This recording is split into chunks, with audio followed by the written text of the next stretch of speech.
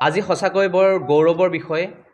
সূত্ৰধাৰ সাংস্কৃতিক মঞ্চই যোৰহাটত যেতিয়াৰ পৰা প্ৰতিষ্ঠা লাভ কৰিছে, প্ৰতিষ্ঠা লাভ কৰাৰ পাছৰে পৰা আমাৰ প্ৰতিগৰাকী ছাত্ৰ ছাত্ৰীয়ে অসমৰ বিভিন্ন প্ৰান্তত তেওঁলোকৰ নিজৰ পাৰদৰ্শিতাৰে সফলতা অৰ্জন কৰিবলৈ সক্ষম হৈছে।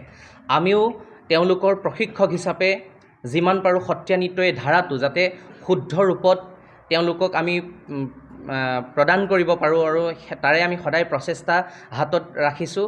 সত্ৰীয়া নৃত্য আমাৰ সূত্ৰধাৰ সাংস্কৃতিক মঞ্চত সত্ৰীয়া নৃত্য, খোলবাদন, বৰগীত এনে বিভিন্নসমূহ আমাৰ বিষয় ইয়াতে শিক্ষা দিয়া হয়। আৰু এই বৰ্ষৰ আমাৰ 2023-24 বৰ্ষৰ বাবে ভাৰত চৰকাৰৰ সাংস্কৃতিক মন্ত্ৰালয়ৰ তৰফৰ পৰা সূত্ৰধাৰ সাংস্কৃতিক মঞ্চৰ এগৰাকী ছাত্ৰী ৰাজনন্দিনী কছাৰীক এইবাৰ ভাৰত চৰকাৰৰ CCRTৰ জলপানী আমাৰ প্ৰদান কৰা হৈছে। সঁচাকৈ আমি আনন্দ লভিছোঁ, আমি গৌৰৱ অনুভৱ কৰিছোঁ। আজি এই ৰাজনন্দিনী কছাৰীৰ দৰে আমাৰ সূত্ৰধাৰ সাংস্কৃতিক মঞ্চৰ প্ৰতিগৰাকী ছাত্ৰ ছাত্ৰী তেওঁৰ আদৰ্শৰে আগুৱাই গৈ তেওঁলোকে সকলোৱে যাতে সফলতা অৰ্জন কৰিবলৈ সক্ষম হয়। আজি মোৰ এই সফলতাৰ কাৰণে মই পোনপ্ৰথমে মোৰ গুৰু অধ্যাপক শ্ৰীযুত পংকজ শইকীয়া বৰমাইনদেৱক মই ধন্যবাদ জনাইছোঁ।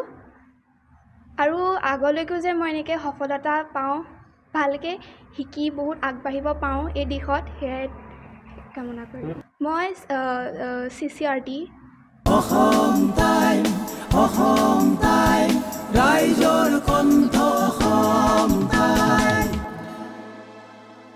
আপোনাৰ প্ৰিয় চহৰ নলবাৰীত নিজাববীয়াকৈ বসবাস কৰাৰ সপোন আছে নেকি?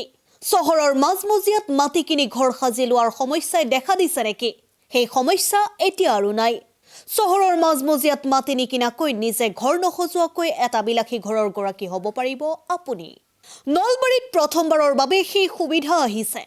নলবাৰীত প্ৰথমটো ৰেৰাৰ দ্বাৰা অনুমোদিত আটকধুনীয়া এপাৰ্টমেণ্ট এতিয়া চহৰৰ গোপাল বজাৰত নিৰ্মাণ হৈ উঠিছে। আটকধুনীয়া আহল বহল এপাৰ্টমেণ্ট তীৰ্থদ্বীপ এনক্লেভ।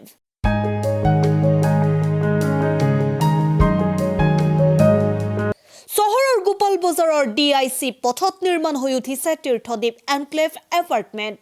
2টা আৰু 3টা আটকধুনীয়া শোৱনি কোঠাযুক্ত সপোনৰ ঘৰ, যথোপযুক্ত গাড়ী পাৰ্কিঙৰ সুবিধা, নিৰিবিলি পৰিৱেশ, যাতায়াত আৰু যোগাযোগৰ উপযুক্ত সুবিধা। আপোনাৰ সপোনৰ ঘৰখনৰ বাবে ন্যূনতম হাৰত বুকিং চলি আছে। পলম নকৰি এতিয়াই যোগাযোগ কৰক 9706010636 আৰু 99542538664 নম্বৰত।